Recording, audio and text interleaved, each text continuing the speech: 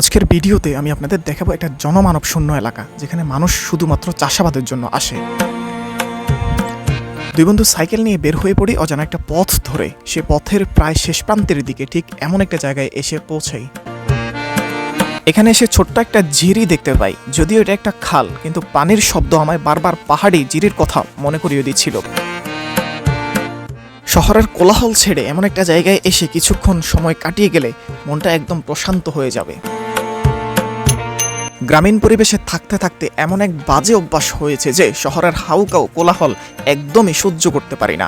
তাই বারবার ছুটে আসি প্রকৃতির নীরবতায়, যে নীরবতা আমায় প্রশান্ত করে।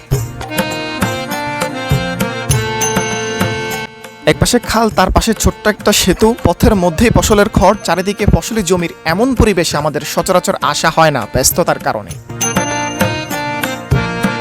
প্রকৃতির এমন মায়াবী রূপ আমায় বারবার মুগ্ধ করে, যে মুগ্ধতায় আমি প্রকৃতি প্রেমী হতে বাধ্য। তাই জীবনের পাওয়া না পাওয়ার হিসেব ভুলে প্রকৃতির এমন মায়াবী রূপে এসে নিজেকে প্রশান্ত করি।